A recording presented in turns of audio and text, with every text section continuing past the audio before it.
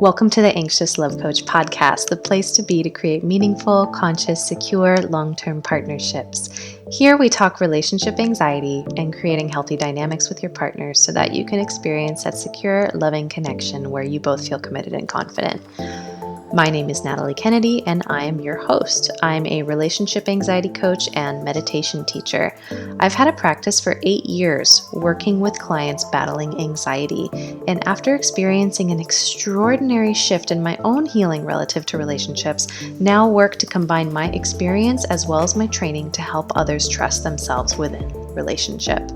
I've been to the edge and back with my partner from my own experience with relationship anxiety and have come out the other side. I feel constantly blessed and at ease in my choice of partnership. So I want to pass the tools I've learned along to you to help you trust yourself in relationships while also creating magnetic dynamics with your partner. Our partners are our mirrors designed for our expansion, and the challenges exist to wake us up to ourselves, not destroy our beautiful partnerships. I believe that most mainstream relationship advice today can be a really big source of anxiety and dissatisfaction. So let's jump in and normalize the challenges that we go through, call out the flaws in today's messages about love without being old-fashioned, and awaken our intuition and wisdom. If you haven't yet, be sure to join my community over on Instagram, TikTok, and YouTube at Anxious Love Coach. You can also request a free 30-minute relationship anxiety assessment over on my website at anxiouslovecoach.com. I've got a wonderful relationship anxiety meditation available to you as thanks for subscribing to my email list. Thanks for being here and enjoy this episode. All right. Hello, everyone. Welcome back to the Anxious Love Coach podcast. It's Natalie. And today I'm going to be answering your favorite question, which is a question I don't recommend asking, but I'm still going to answer it for you. The question of, is it relationship anxiety or is it my intuition talking that there's something wrong with my relationship or if I should leave? Today's episode, I have a very special guest whom you most likely already know, one of my best friends, and also a fellow relationship anxiety specialist. Chelsea Joy Horton is back on the pod, who, by the way, has her own podcast as well now, which is amazing. So gather all the resources you can over at Healing.Embodied. Hello, Chelsea. How are you? Hello. I'm good. I'm super excited about this conversation today. I am too. I should preface that pretty much all of our episodes get inspired via WhatsApp. We'll be like WhatsApping something back and forth. And then we'll be like, oh my God, we should make a podcast about this. And then we schedule it out 3 weeks ahead of time. And then I forget what we were going to talk about. And the day before I text Chelsea, I'm like, what are we talking about tomorrow? And then she tells me, and then I'm like, oh yeah, this was one of those episodes. So yeah, so today we would like to really we would like to step out of the binary nature of this question. Is it relationship anxiety, or is there a problem with my relationship? Is it relationship anxiety, or is it my intuition? Are there any other ones, Chelsea, that are pretty much like this, or those cover? Yeah, that seems like it's the gist of it. Like it's either relationship anxiety or my relationship is, doomed. Yeah. And a little disclaimer, we were lovingly giggling about this beforehand, and we just want to say we love you very much. And two things are true. We love you very much, and this episode may be triggering for you. And if you are slightly masochistic in that way and you want to use your triggers as a vehicle for feeling your deep, dark shit, and it doesn't have to be that bad. But I just want to say that if you are used to binary, dualistic, black and white thinking, what we are going to be asking of you is to stretch beyond that and to encompass opposites, encompass duality, encompass contrast, and through that, learn to accept uncertainty and the unknown. If that is something that if that is a skill that you need to work on, this episode might trigger you a bit because we're going to be asking of you to really stretch beyond that. So TLDR, this episode may trigger you because it is not going to give you a black and white answer to a black and white question. Do you have anything else you want to add to that, Chelsea? Yeah, I think this is actually really needed to take us beyond the black and white question that keeps us stuck. You will never, if that's the question you're leading with, you will always stay in the same place.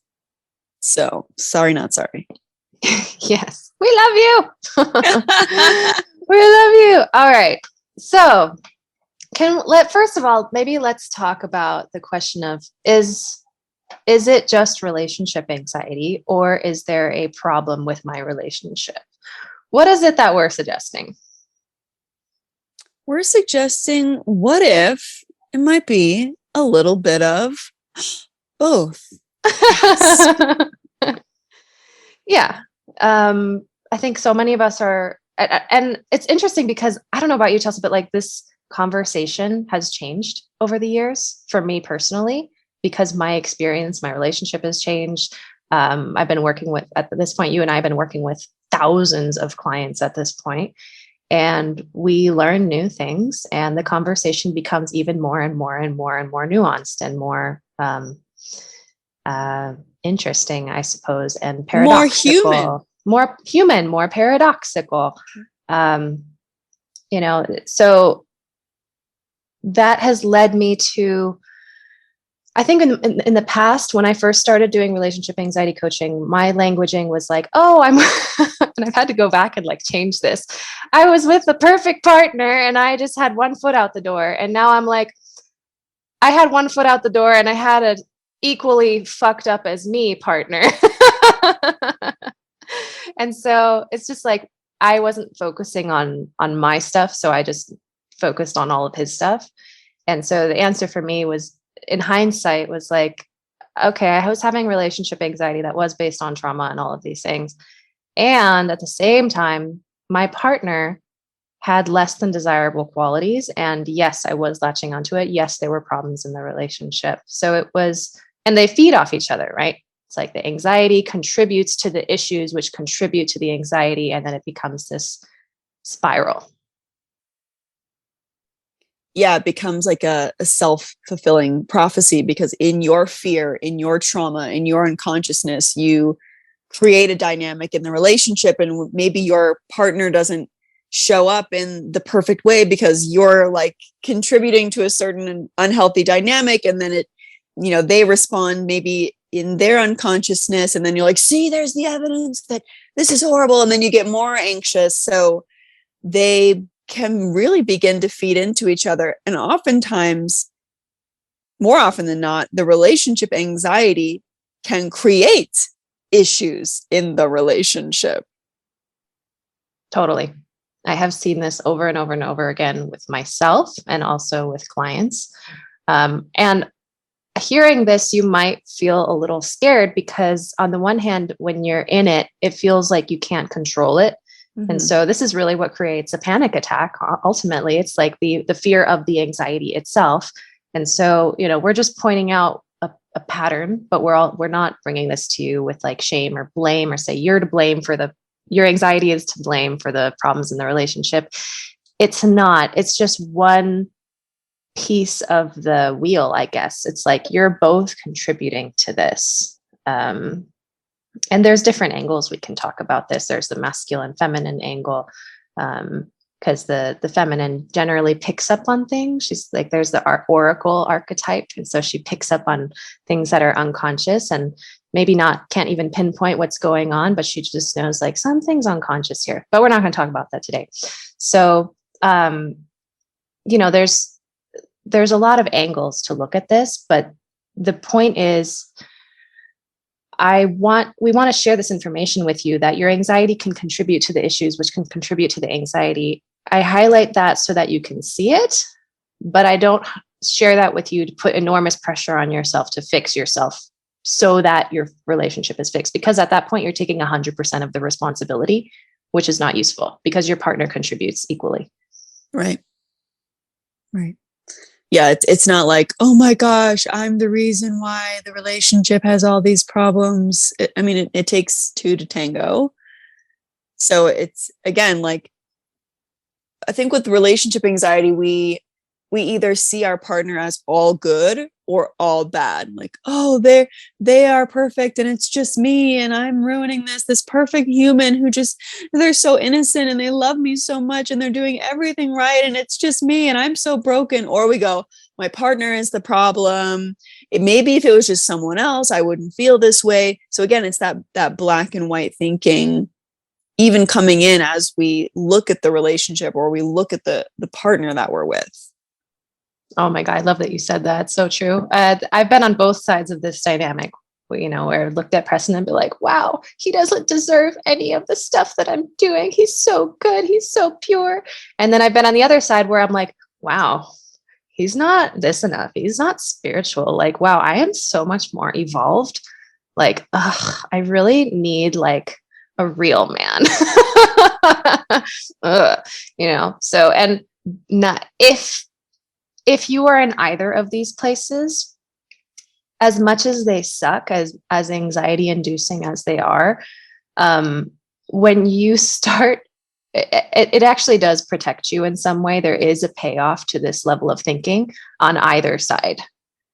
Do you experience that too? Yeah, I definitely would oscillate between the two, right? Because when you're in that anxious place, everything does seem black and white. So sometimes it's like, oh my God, he's like so good to me. And he's so good to me. And like, it's just, oh my God, why can't I just love?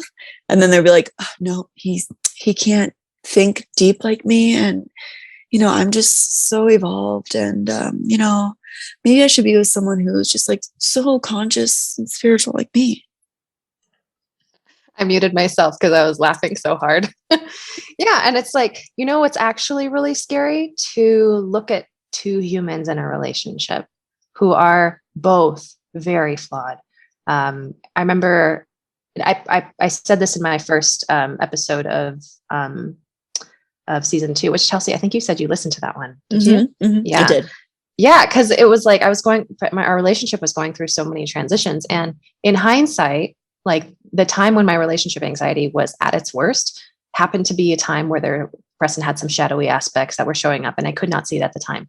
And some people are going to hear that and think, oh my God, what if my partner's doing something behind my back or doing something unconsciously? So this anxiety actually is my intuition. It could be a mix of both. And I just want to tell you, the work is the same. Yes. And I wouldn't have changed a thing. Yes. Because here's the thing, y'all. When we don't do our own inner work, when we don't unravel all the layers of pain and projection that we carry into relationships, we're never going to be able to see the relationship truly clearly enough. So whether it's relationship anxiety or there's issues in the relationship, either, if it isn't either or, either way, you're going to have to do your inner work, whether that's you want to be able to address those challenges and those issues in the relationship in a clear, grounded way and be able to work through them in a way where you're not continuing to contribute to the dynamic. Or if it is just relationship anxiety, you got to do the work anyway. And a lot of people, they approach this work and they go, I got to know for sure if it's relationship anxiety or not, because if it's not relationship anxiety, then I don't have to do any work. Yay! I can just have someone give me this final verdict and I'll find out like none of it was me. And then I can just leave and I'm not going to feel any pain. Yeah, right. Yeah, right. Because guess what? If you do decide to leave a relationship, guess what you're going to have to process? Grief, anger, disappointment, regret, resentment, emotions, and also all the stories that your mind creates around the emotions that keep you stuck in the emotions. Because a lot of times, when I went through a breakup way back in the day, there was so much grief, and then there was so much stories about how I had done everything wrong. Like if only there was so much self-blame. If only I would have seen this and this and this, then I would have left and I would have never experienced pain. So it's still like, you have to learn how to process and work through pain, no matter what route or option you take in life or in relationships. The work is the same. Mm-hmm. It's the work of trusting yourself and your decision, regardless of what it is. And for every like TikTok I see of like, if your partner does this, and this, with the exception of like abuse, which even that is a nuanced conversation, because what one person perceives to be abuse is like someone else is like, oh, that's not abuse. So it's like, that's why this still kind of applies. It's like for every TikTok that I see where someone says, if your man does this, this, and this, then you should leave. For every TikTok of that's true for them, I've seen someone has that exact story and they stayed and they end up being very grateful. Like, I do this with tango all the time. Like right now I'm kind of teaching Preston tango. And in tango, it's very much like, I don't know if any of you guys have ever designed a website. It's like Squarespace versus WordPress. Like Squarespace has a couple of templates that you can use, but you don't have a lot of wiggle room. Whereas Squarespace is like, you can do anything. Tango is kind of like that. It's like, there's no wrong move. And so he'll do something and he'll be like, was that right or wrong? And I'm like, somebody's done that and it's looked good. It's not wrong. I would say, try this. And it's the same in relationships. Because tango is all relationships. It's like for every thing out there that someone says was wrong, someone's done it and it's been right. Mm-hmm. Which is why for every person that's done something and it was right for them, someone's done that exact same thing and it was wrong for them. That goes for relationships. That goes for different therapies that uses. 2 people can do ERP therapy. For one person, it's the thing that changes their life and fixes them forever. For the other person, it traumatizes them even worse. Same with my work. And your work. There's no one size fits all relationship. There's no one size fits all therapy. There's no one size fits all dance.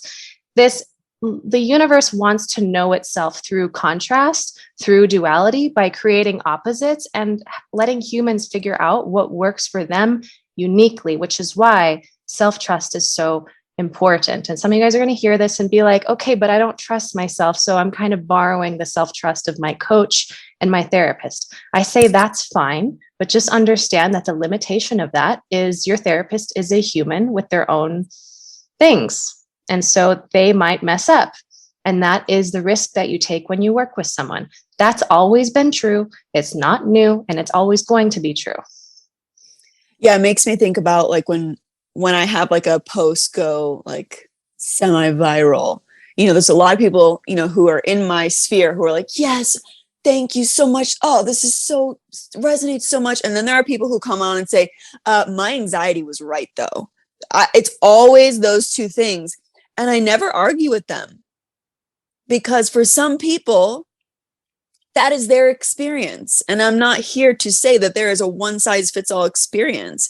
For some people, they might feel anxious in a relationship because their partner is having behaviors and dynamics and showing up in a way where they feel disrespected or like the other person's not showing up for them. So who am I to say that says, actually, no?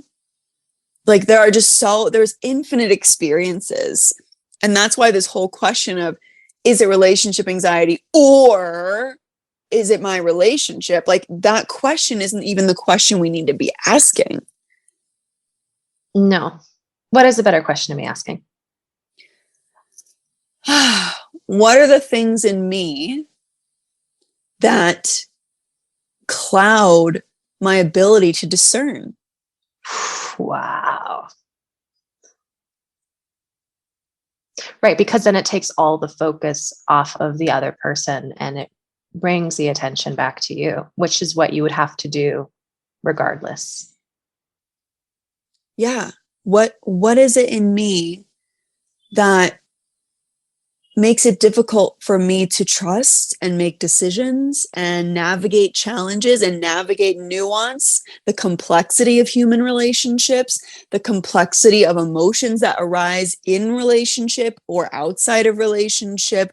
How is my mind creating narratives and projections around relationships, my partner, my emotions, my experiences. What are all the things in me that are constantly labeling things as good, bad, right, wrong, this, that? Like, that's actually what we need to be looking at. It's not is it relationship anxiety? And if it is, then I'll work on it and my relationship will be perfect. Honey, you got something coming for you, because if your goal, if your desire is long-term committed relationship, at some point in the relationship, you will come up against relationship challenges and dynamics that need to be shifted, and tough conversations that need to be had, and boundaries and needs that need to be communicated, and sticky stuff where you don't really see eye to eye on. I mean, that's just the nature of having two humans in relationship. Mm-hmm. And a lot of these conversations don't have a verdict. They don't have an answer. They don't have a solution. It's almost like an isness. Like, I remember Preston came to me one day. He's like, I love you. And I was like, I love you too. And he's like, and I also just love women in general. And I was like, okay, what do you do with that? Do you just tell them to like not love women? I mean, women are everywhere and women are gorgeous. And could I honestly say that, like, oh, I love Preston and I don't love like masculine energy? I fucking love masculine energy. That's why I go to Argentine tango. It's to surround myself with masculine energy because I love it.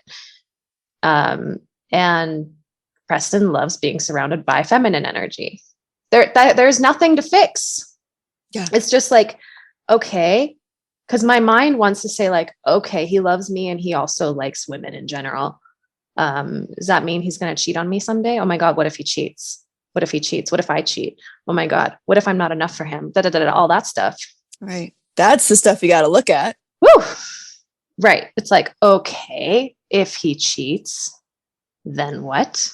Okay, what's that moment in time I'm terrified of? Is it where I'm sitting on the bathroom floor wailing and he's packed his bags and left me for another woman? Like, okay, what would I feel in that moment? Okay, I'm wailing hysterically. I'm calling my friends. My friends are like, oh my God, but they're there for me. And like, and then the next day I'd probably cry. And then I'd probably cry for 6 months. And then I would get off my ass and I would start moving.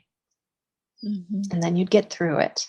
And so many of us think that if that terrible thing happens, you get divorced, they cheat on you, you cheat on them, whatever. So many of us are imagining that when that terrible thing happens, that life is just gonna stop for you. Mm-hmm.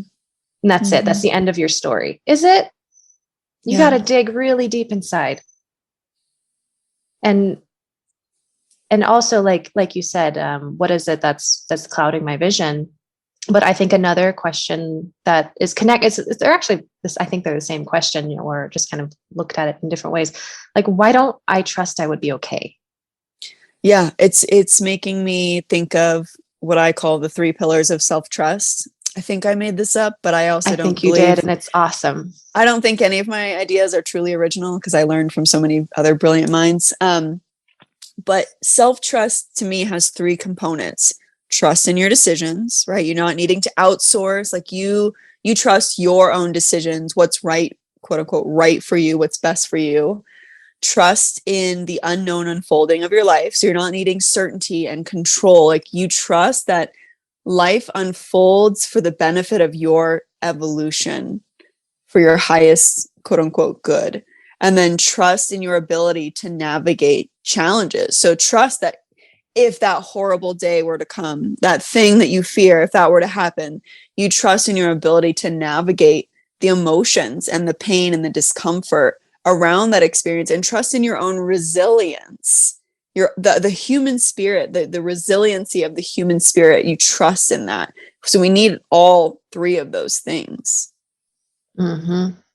Yeah. And to not just assume that we'll survive, but to consider the possibility that you will thrive and do better than even before. There was a time when Preston was really afraid of losing me. And over time, he embarked on his own self-study journey. And one of the things he told me that he had to face was literally imagining the day where I leave. And it it showed him, he told me this, it showed him that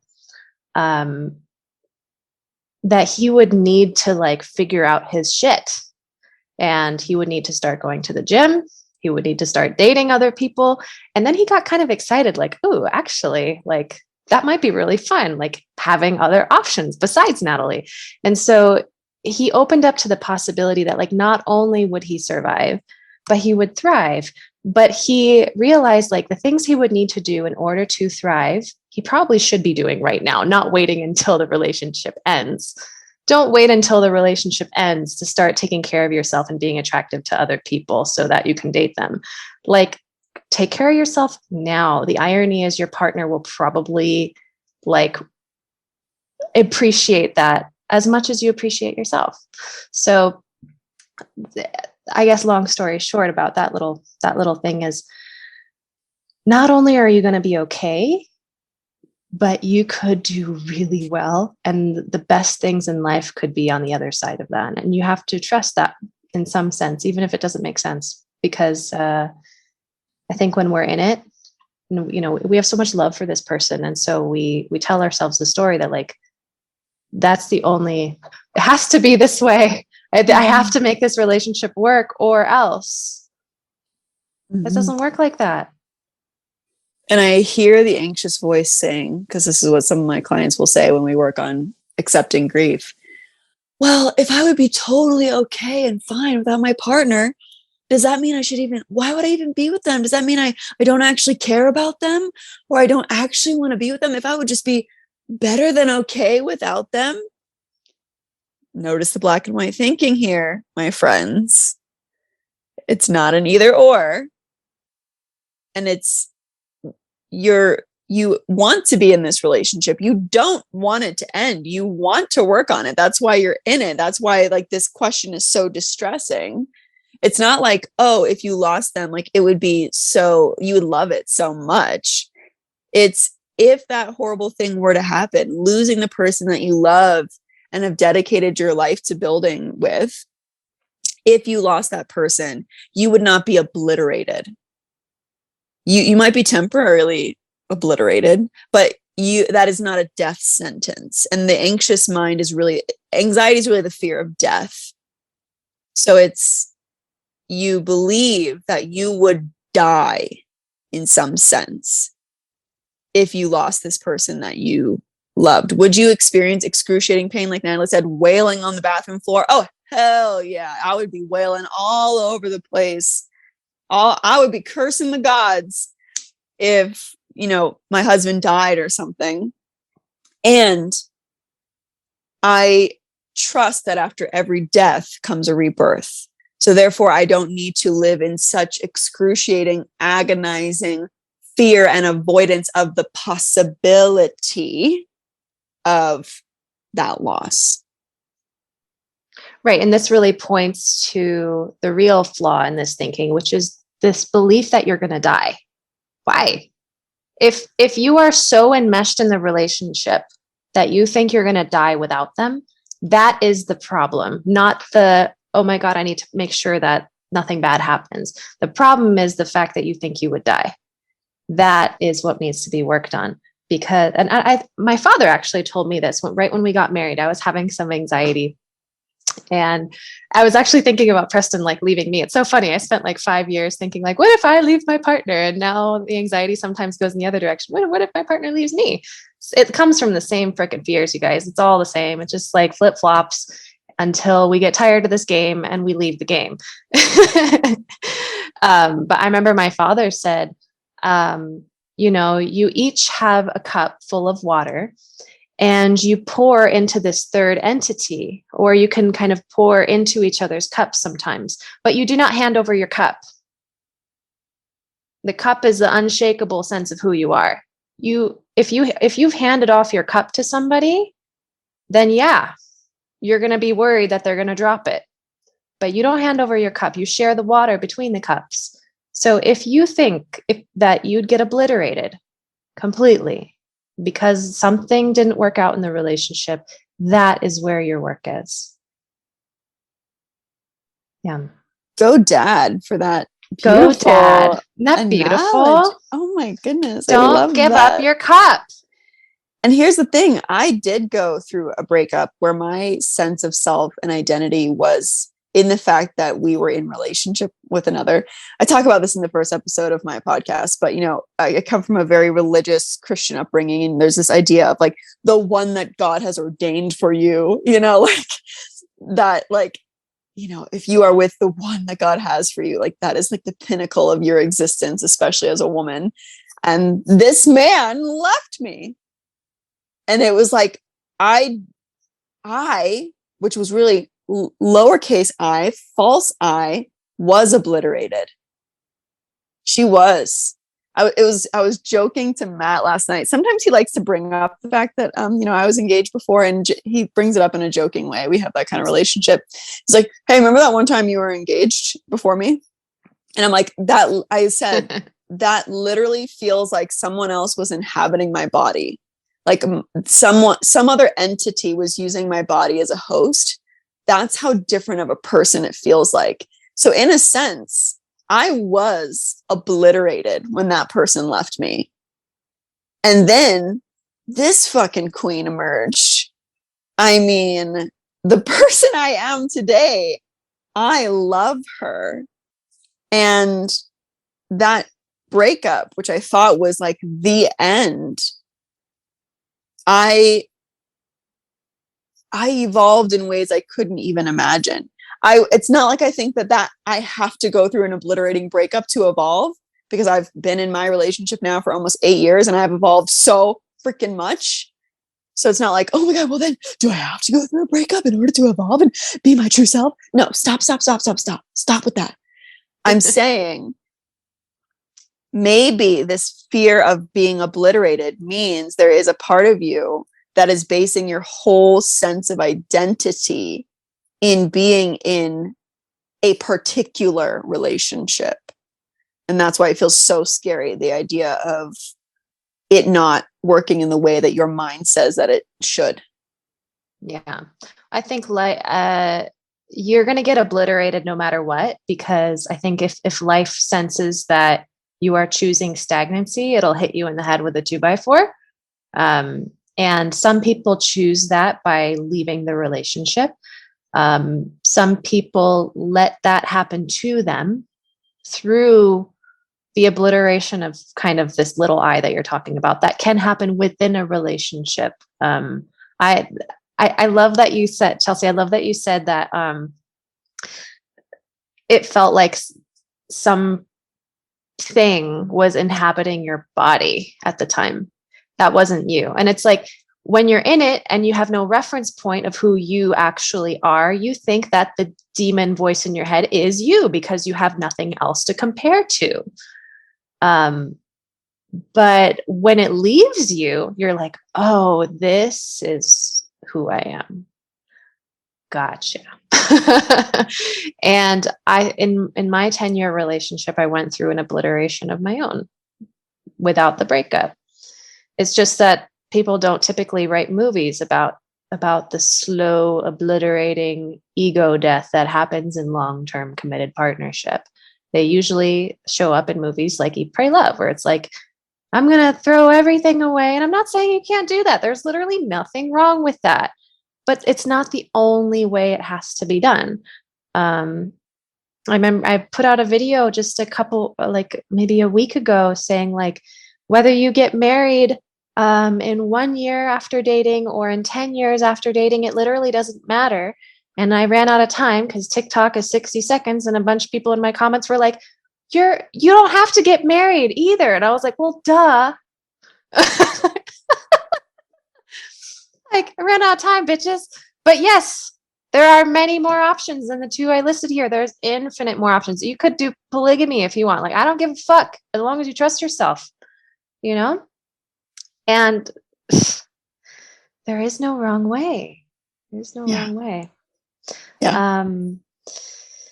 Yeah. So, and I think this work really leads you, and this is why I've really been kind of studying alchemy lately, because I think that the work of relationship anxiety becomes the work of all things, the work of all anxiety, the work of shame. Like all the relationship anxiety is like the trailhead that leads you to the place of all things. And so there's many routes. If you read a bunch of psychology books, I think if you even do ERP long enough, like at some point you're going to land in this place. If you do healing embodied long enough, you're going to land in this place. If you do life long enough, you're going to be like, oh, here I am. You can, in being lost, you start searching, and eventually you find yourself. And when you, this is going to sound really weird, but when you find yourself, you'll know when you've come home to yourself. If it sounds like panic and it sounds like urgency, it's probably your ego. One of my best friends said, if I'm in a hurry, it's ego. If I'm relaxed, that's me. Mm-hmm. Yeah. Like, I remember, like I said, that host that was inhabiting my body was, everything was black and white, so full of perfectionism and self-criticism and self-judgment and seeing the world and seeing other people through this very narrow lens. And then when that version of me was obliterated and she died a very painful death, God rest her soul, I began to see myself and humanity and the world in a much more expansive way. Like, the essence of who you really are is expansive, because the essence of who you are is, my word for God is universal timeless energy. Like, the essence of who you are is one and the same with universal timeless energy, or we could say consciousness, or we could say God or spirit or source. So it feels expansive. It doesn't feel constrictive. It feels loving and compassionate, and it sees your humanity. Our false self often dehumanizes us. And others. It reduces us down. It reduces other people down to these categories, these labels, these judgments, these perceptions. So if you're in that, that's a pretty good indication that that's false self. And the thing is like, it's not like, again, coming back to the black and white thinking, either or. It's not like you're in false self or you're in, capital S self. I still have parts of me that are ego. Like, ego doesn't go away. We just learn to recognize it, right, and work with it. And if you're like, I don't have an ego, that's your ego too. Yeah.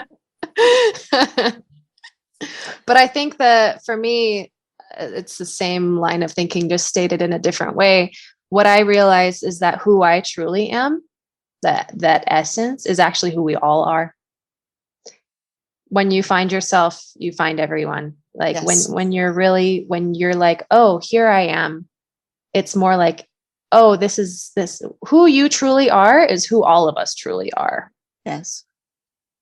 And that's where deep agape love emerges. What's agape? So there's the different kinds of love. There's eros. I'm forgetting them. I learned this in Bible college, friends. Oh my God. Can't wait. But agape love is that unconditional, God-like love. It's like, it's unconditional, and it's all pervasive. And there's like eros, which is like erotic love. There's like friendship love, which I'm forgetting. And then there's like agape love, which is like God unconditional love. And so when we understand our true selves, and we understand that's the same essence everyone else, we can even bring that agape love into the relationship and see your partner as truly this mirror, this reflection, and feel this sense of oneness with the essence of who they truly are, instead of only seeing their false self. Yeah. And it just invites a deeper dimension into the relationship, whether you even name that or not. I don't go to Matt and tell him, like, I know that the essence of who I am is the essence of who you are. And I'm just loving you with the same kind of love that God has for you. No, we don't have that kind of relationship, but that's in my mind and in my body. It doesn't need to be said. Yeah. Yeah. Those are just words that point to that. You don't even have, most of the time when I'm in that place of deep, like true love, nothing needs to be said. I don't need to use words to describe that feeling because words don't do justice when you touch that place. Yeah. It's just presence. a state of, it's presence. It's a state of being. It's a state of acceptance. And the words presence, the word acceptance, those are just words that point to the essence of that feeling. The essence is so much bigger than the word that we have. Words are dualistic. Yeah. I actually am extremely passionate about language for this reason, because language only points to these things, but they don't capture the full essence of a feeling or the full essence of the word or of God or source. Yeah. It just points. You can describe these things. That's why, like, when people get fussy about me using the words masculine and feminine, I'm like, no, we need words so that we can describe things, but the word is not captured. The word is not the thing itself. Yeah. You know, if you look at two poles of a magnet, there's a positive side and a negative side, and they're attracted to each other, right? Okay, let's not have words. How are you going to describe it? You need to call one something and you need to call the opposite something else. You call it positive and negative. We use masculine, feminine energies the same way. We describe God using a word. We describe love using a word, but these words are limiting. This is a whole nother fucking podcast. Okay, Limitations of language. Limitations of language. And this is the other thing. This is the other thing about relationship. Let me just write this down. Limitations of language. Like, okay, I don't love my partner. Who is you? And what is your definition of love in that moment? Exactly. What in your head? What is your idea? Love or is it like? Because when you infatuation, right? And the ego like changes day by day. I'd like you right this morning, right before this podcast. I didn't like my partner, like, but the love is still there because that doesn't change. And ironically, the love I have for my partner, I feel it for everyone. But then some people are going to be like, well, then why choose that person if you feel kind of love for everyone? It's like, because I want to build a life and I need a person. I picked that one. Yeah. You know? Yeah. There's many people I could choose. Yeah. There's many people my partner could have chosen because we're all one. Yeah. There's so many paths. Yeah. It's existing, being this one consciousness. We're existing in all these different forms. And so to exist in a world of, okay, this is getting way too much, y'all. To exist in a world of forms, we have to relate to other forms. So this is the form of person that I chose because I liked this form and this form liked me, and our two forms, you know, we get along and we enjoy each other and we're learning from each other. So, I mean, yeah, technically, could you like just be with everyone? Sure, if you really want to. But my form likes penguin form. I like to be a penguin and be with one person. Yeah, and that's fine. There's the universe set it up so that the universe is honestly a buffet. And at any one moment, you can try a different dish. And some people want to like really get to know, this one dish. Chelsea is getting, we don't eat penguins, but I'm just like using the analogy of like, in the buffet of life, Chelsea and Matt have chosen peanut butter jelly, and they're just going to get really, really good at knowing peanut butter and jelly. And there are going to be other people who just changed lines, and this person's doing peanut butter and jelly, and then they're going to do mac and cheese later, and then they're going to do like lentils later, and they try everything. There's pros and cons to both approaches. There's going to be different pains. If you're doing just peanut butter and jelly, you're going to become an expert on that. But yeah, you're going to wish for novelty. And the people who are constantly trying different dishes, they're going to wish for something more potentially long-term and stable. You just choose your pain. Mm-hmm. At some point, you choose your pain. And there is no wrong way. I guess the last point I wanted to make, at least for this little topic, was just like, how I said my big fear was like, oh, what if Preston came up to me and was like, I love you, but I also love women. And then my big fear is like, oh, what if he cheats on me? It's like when you're coming from a place of love, like true, when you're in that big I or that big S self, you see the other not as an other. You see them as a part of you. And so when he says that, when I'm in a place of love, I'm like, well, yeah, of course, that makes sense. He chose me because he wanted to build a life. He didn't necessarily pick me because there's nobody else in the world like me and I'm the best. That's not true. And actually, Yeah. You're not that you're not, special. you're not special. And this is so painful to the ego, especially someone as narcissistic as me. I don't like this. I want to believe that you picked me because I am The so best. extraordinary. That is not true. Preston picked me because he wanted to build a life with a woman, and I happen to be a decent choice. That's going to sound really upsetting to some of you, that you're not that special. He settled. He settled. He settled on you. Settled. Okay. Both of us, we're all one. Chelsea, you're muted. Because my dog got really excited when I was squeaking. He settled. And so he was like, what? What?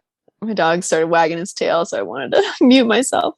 Don't use this principle to settle for someone that doesn't appreciate you and doesn't treat you well. But just at the same time, here's the two things can be true. Two things can be true.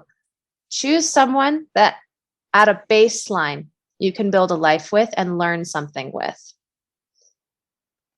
And at the same time, neither of you are special. They didn't necessarily pick you because you're that special. If you picked each other because you were special, that specialness is going to wear off, I promise you. And what do they say that love is actually more about proximity? I love that. Because like, if you were to really find the person who is best suited for you in every way, you would have to search the world. There are, billions of people. So love is really about proximity, right? You were in proximity to Preston. You happen to be, same place, same time, same circle of friends, and same with me and Matt. He happened to be the guy that was friends with my roommate, and yet you can grow immensely and learn so much about love and humanity, even from some ordinary Joe Schmo that you met in college. And neither of you are that special. There's, and it's funny because on the one hand, the idea that we picked each other because we were perfect and because we're so special to one another, that belief, it feels really good to our ego. But as soon as you both stop feeling special, either you think your partner's not special anymore, or your partner doesn't think you're special anymore, both of you are going to suffer. And actually, in those instances, having the humility to be like, yeah, my partner could walk out any day, I'm not that special, it actually does something very profound inside. Number one, it keeps you at the top of your game. You're not going to get sloppy. I actually believe, like, if you believe that they're never going to leave you, that's a great excuse to get sloppy. Why would I improve myself if I think they're never going to leave? So on the one hand, it keeps you humble. It keeps you at the top of your game. And also, and this is this is what I've discovered, and I've only discovered this 10 years in, you start to love the person for who they actually are rather than the fantasy of who you demanded that they be. Because when my partner comes up to me and says, I love you, and I also love women in general, I just chose you of all the women, but I love all women. My my ego is like, no, I'm the best. You picked me because I'm extraordinary. All right, that's my ego. But the side of me that is deep, that deep I, that loving self says, of course, I'm just one little finger of the universe, and you picked me, but I'm not unique. Of course, you love me amongst all the women. I love you amongst all the men because we're all one. We're all here at the same time. You could have picked anybody. And when I'm in that place of love, I say, of course that's true. Of course. I love the words, of course, because whenever something gets handed to me, whether it's a shitty circumstance or great circumstance, I respond with, of course, of course, of course, as if it's like a lesson that I have to learn. Of course. So if this triggered you, you're welcome. I love you. Deep breaths. Deep breaths. and just chew on these things. And also, these are just our interpretations of what we've experienced in our lives along with our trainings. So as always, we have our biases, we have our blind spots. Filter this through your own lens and take what's true for you and discard the rest. Yep. Yeah. Again, pointing you back to your own self-trust. If you're like, this is a load of bullshit, congratulations. Like, you have your own opinions. Yes. Yesterday, someone, I texted this to you, Chelsea. Someone DM'd me. It was like, you are a danger to humanity and not in a good way. And I was like, how do I be a danger to humanity in a good way? Like, yeah, tell me how. I want to do it. I want to be a danger to humanity in a good way. He's like, you're a danger to people in a bad way. And I was like, yeah, that was an interesting. And I sent it to my dad, and he said something my dad's very profound, actually. He said, hey, at least people feel like they can express their opinions to you. Once they stop expressing their opinions, that's when you're in trouble. And I was like, damn. He's like, when they stop giving you feedback, that's when it gets dangerous. And I was like, that's not what I wanted to hear, but it's true. Okay. But also, okay, Dad. Anyway, do you have anything else you want to add? Life is just complex and messy, and there are no rules. So just do your thing. There's no right or wrong. There's just right for you. And then even that statement has limitations. Enjoy that. Yeah, take that one. And guess what? Never mind. Well, that's a whole other episode. I'm just going to stop here. You seductress. That makes me want to have you. You're going to keep me waiting. Keep you longing. I'm reading this book on seduction right now, and you literally did a very coquettish thing just now. It's very coquettish of you. What can I say? I'm very coquette. All right, Chelsea, so good to have you on. Always. Anything you want to share going on in your world that our audience should know? Oh, actually, I know you do. I have a new workshop that I just came out with called Unlearning the Good Girl Role. This is very much related because the good girl role is she sees things in black or white, good or bad. She's either all good or all bad. It's going to be super sexy and super awesome.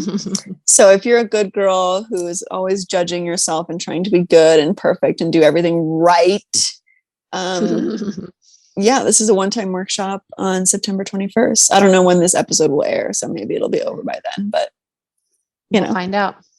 I might run another one in the future, so you'll see. I mean, that sounds amazing. So good. Go make sure you follow Healing Embodied if you don't already.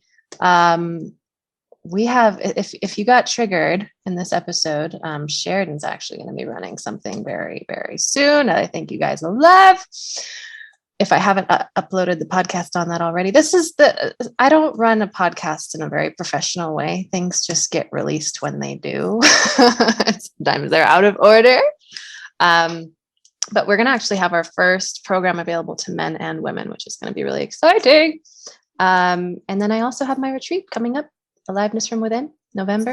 It's going to be amazing. If you tend to focus on your partner and wonder why they're not making you feel alive, check yourself and come to my retreat, California Hot Springs. I love you. I just dropped a pen.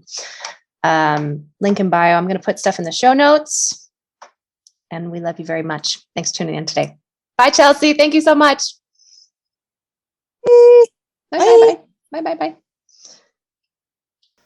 If you love Anxious Love Coach, please leave us a review. Every month, I will be choosing one review, posting the username on my Instagram page, and offering that person a personalized voice message response to any question of their choice via private message. Thanks for listening to the Anxious Love Coach today. If you enjoyed this episode, please be sure to hit the subscribe button, leave a review, and follow me on Instagram, TikTok, and YouTube.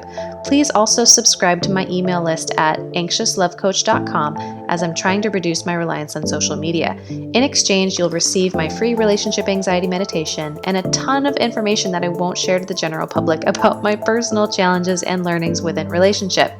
If you would like to work with me and or my co-coach, head on over to my website and click Start Here. Thanks for listening, and catch you in the next episode.